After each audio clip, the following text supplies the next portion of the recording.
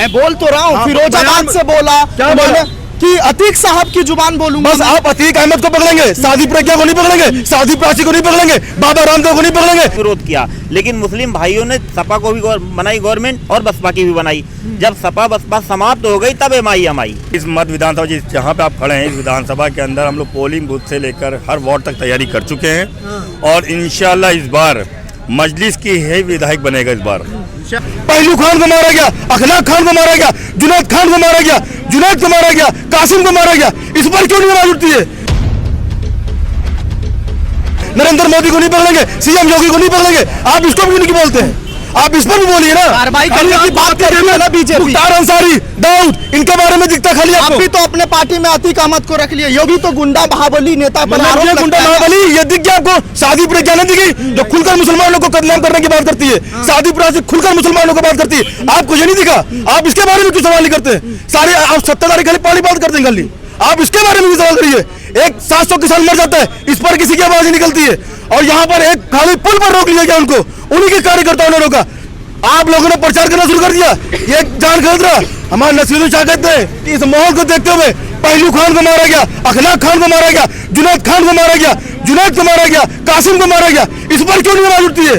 तब कोई जान खतरा नहीं है, खाली क्यों इस पर जान खतरा? खाली पुल पर रोक लिया गया, इनकी जान खतरा, उन्हीं की जान है, बाकी किसानों की जान नहीं थी। उस पर क्यों नहीं बोले ये लोग? सारे पत्रकार एक हो गए, हमारे देश के प्रधानमंत्री की जान को खतरा। अरे तो क्यों कहा था कि जनता मुझे जिस चौराहे पर बुलाएगी मैं आऊंगा? खाली पुल पर रोक लिया गया, देश की जनता को खतरा। इससे क्या साबित करना चाहते हैं?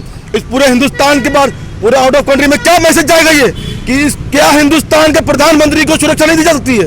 आप ये सब भड़काऊ भाषण नहीं बोलते, खाली ओवैसी साहब संविधान के दायरे में रहकर अगर वो भड़काऊ भाषण देते तो गिरफ्तार क्यों नहीं करते उनको? करिए गिरफ्तार उनको आप। तो देश के वजीर आजम नहीं चाहते हैं कि आप सुरक्षित रहे? वो मतलब क्यों नहीं चाहते? क्यों 700 किसान मर गए? एक साल के बाद उनको किसानों को याद आई, 700 किसान मर गए, कोई ट्वीट किया, किसानों को कुचल दिया गया। बात तो माने ना वो, क्या मांग मतलब एक साल उनको ये समझाने में लग गया कि किसान बिल उनको लिए सही नहीं है। ऐसा प्रधानमंत्री हमारा है? एक शाहीन बाग में बैठी औरतों के ऊपर कितना जुल्म हुआ, इसके ऊपर बोला आप लोगों ने?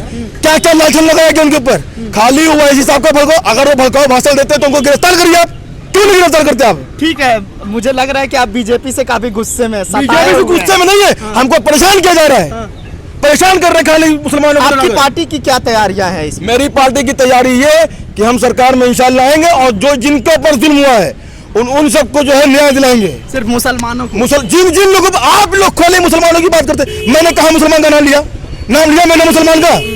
आपने नाम लिया, आप हिंदू मुसलमान करते हो, हम नहीं करते। पार्टी मुस्लिम के नाम से स्टार्ट। मेरे बड़े भाई आप फिर देखिए 67 उम्मीदवार AIMIM से हमारे हिंदू भाइयों ने टिकट भरा है, आप कैसे कह सकते हो कि खाली मुसलमान? ठीक है, ठीक है। अभी जैसे कि भैया ने बताया कि मुख्तार अंसारी और अतीक अहमद का नाम लिया जाता है, सिर्फ वो एक मुस्लिम है, क्या बीजेपी में अपराधी नहीं है? ब्रजभूषण शरण सिंह पे मुकदमे नहीं है, धनंजय सिंह पे मुकदमे नहीं है, सपा में अभय सिंह पे मुकदमे नहीं है, और ब्रजेश सिंह जेल में है, MLC है, उनके पे मुकदमे नहीं। बीजेपी में उनका भतीजा सैयद राजा से विधायक है, उन पे मुकदमे नहीं, उन पे कार्रवाई, उन पे बुलडोजर नहीं चल रही है। ये सिर्फ मुस्लिम है, इसकी वजह से इनके पे बुलडोजर। एनकाउंटर तो करवाया गया ना? किसका एनकाउंटर कराया? विकास दुबे का कराया गया ना। उसमें अगर नहीं करवाते तो हो सकता है इनके राज खुल जाते। ब्रजेश पाठक के साथ में इनकी फोटो है विकास दुबे के, और यहाँ के जो कानून मंत्री मध्य विधानसभा क्षेत्र के विधायक हैं माननीय ब्रजेश पाठक जी, इनके पे 6 मुकदमे हैं, और ये खुद का कानून मंत्री हैं, जो खुद अपराधी है वो खुद ही कानून मंत्री बने घूम रहे हैं इस समय। और बीजेपी वालों की अगर RTI लगाई जाए तो हमें तो लग रहा है कि 70% तो अपराधी खुद है बीजेपी में है।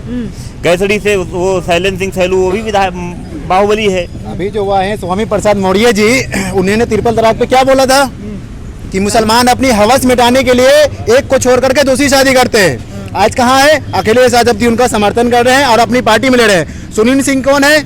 सुनील सिंह वो है जिन्होंने कहा था कि मुसलमानों की औरतों को कब्र से निकाल करके रेप किया जाए। आज कहाँ है वो? अखिलेश के पास है। अखिलेश यादव उनको अपने पार्टी में अपनी गोद में बैठा के रखे हैं। मौर्य जी को अगर बीजेपी नहीं भाई तब ना समाजवादी पार्टी में है, उनको लग रहा है कि हम अच्छा यहाँ काम करेंगे, बात करेंगे। वो समाजवादी के नहीं होंगे, वो जीत करके फिर चले जाएंगे बीजेपी में। ये एक चाल है।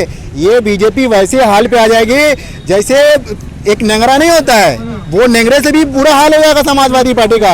ये देख लीजिएगा 10 मार्च को ये घुटना टेक करके जो है ये दारुसलाम जाएंगे और ओवैसी साहब के पास आएंगे। ठीक है, आप क्या कुछ कहना चाह रहे थे तैयारियां? मैं सिर्फ इतना बताना चाह रहा हूँ कि देखिए ये तो समाज सभी जानते हैं, मुद्दा जो है बीजेपी का, समाजवादी का, सभी जानते हैं, ये ओपन सी बात है।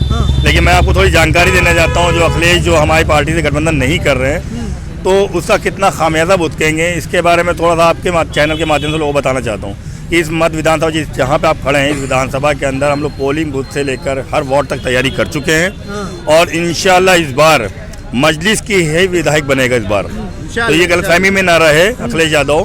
और मैं बता दूं, अगर अखिलेश यादव पर अभी भी वक्त है, अगर एमआईएम से गठबंधन कर लेती है तो यकीनन वो सत्ता में तो आएंगे, नहीं तो बिहार का जो हाल हुआ है उत्तर प्रदेश में यकीनन वही हाल होगा। क्योंकि हम तो पहुंचाए ना वहाँ पर भाई, वहाँ नुकसान हमने नहीं बचाया, हम 13 सीट पे लड़े थे वहाँ पर और 5 विधायक लड़े। क्या करो यार, 5 विधायक हमारे निकल के आए भाई, 13 विधायक में 5 विधायक भी जीते हैं। अब की 100 लड़ रहे हैं तो आप सोचिए हम कहाँ जाएंगे। और हाल अब की आप देख ही रहे हैं कि हर तरफ टीआरपी आप देख लिए, एक ही इंटरव्यू में नव भारत का रिपोर्ट कहता है कि आप अखिलेश यादव का वोट काट करके आप अपने तरफ खींच रहे हैं। कौन सा वोट, मैं आपको बता चुका मुस्लिम हूं, वोट। पहले भी मैं इंटरव्यू में बता चुका हूं कि हमारे मुसलमानों के पास कोई विकल्प नहीं था पहले, मायावती या समाजवादी।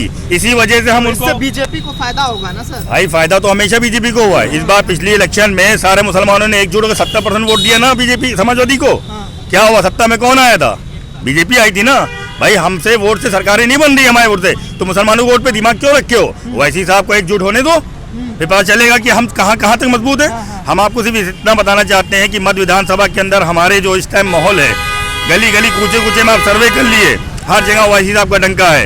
इस बार हमारी मध्य विधानसभा से सीट एमआईएम की ही जीतेगी, इस बात की गारंटी देता हूँ मैं आपको। इस बात को मैं बता दे रहा हूँ कि अभी जैसे आपने कहा कि 100 सीटों पे ओवैसी साहब लड़ाएंगे चुनाव, ठीक है।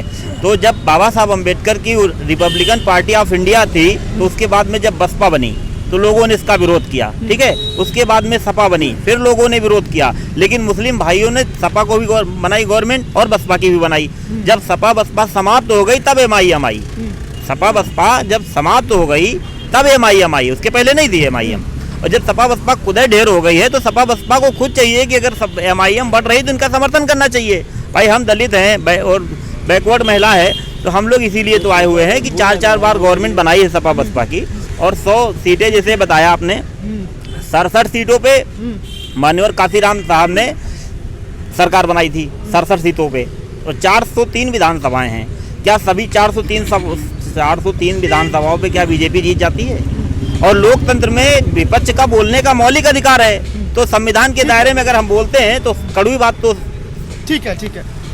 ओवैसी साहब कह रहे हैं, अखिलेश यादव को तंज कसते हुए कह रहे हैं कि बच्चों की तरह बाद में मत रोना अगर गठबंधन नहीं। जैसे आपने भी कहा, सही कह रहे हैं, बिल्कुल सही कह रहे हैं। एक मिनट, जैसे आपने कहा भी सपा का नुकसान होगा, बीजेपी को फायदा हो जाएगा, तो ये बताइए, अखिलेश यादव एक बड़े नेता है, समाजवादी पार्टी के राष्ट्रीय अध्यक्ष भी हैं, ये बताइए तो वो 2% वालों से गठबंधन करके उनको हिस्सेदारी दे रहे हैं, 4% वालों से गठबंधन करके उनको हिस्सेदारी दे रहे हो राजभर से। राजभर तादाद में कितने हैं? 3% 4% है, उनसे गठबंधन करके उनको हिस्सेदारी दे रहे हैं। 7% वाले से गठबंधन करके उनको हिस्सेदारी दे रहे हैं, और एक तरफ से कहते हैं कि जो पार्टी भारतीय जनता पार्टी को हराना चाहती है वो मेरे साथ है। तो आखिर क्यों वो वही हिसाब से गठबंधन क्यों नहीं कर रहे हैं? अगर उनको डर है कि एआईएमआईएम नुकसान पहुंचा रही है, हम हार जाएंगे, बीजेपी आ जाएगी, तो वो क्यों नहीं गठबंधन करते इस चीज को? वो इसलिए गठबंधन नहीं कर रहे हैं कि मुसलमान लीडरशिप खाली हो जाएगी।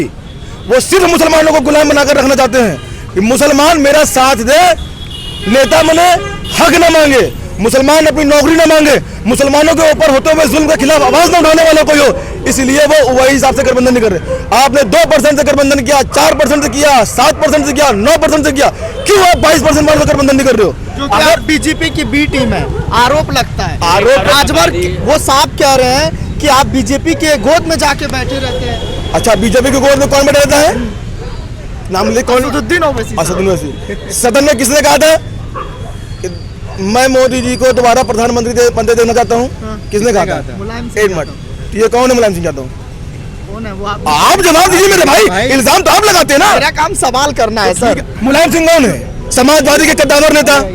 यह सदन के अंदर बैठकर कहते हैं, मैं सब मुसलमान भाइयों से बात करना चाहता हूँ कि एक नेता मुलायम सिंह यादव वो खुलकर सदन के अंदर कहता है कि मैं मोदी जी को दोबारा हिंदुस्तान का प्रधानमंत्री बनता देखना चाहता हूँ। क्या गलत कह रहे हैं वो?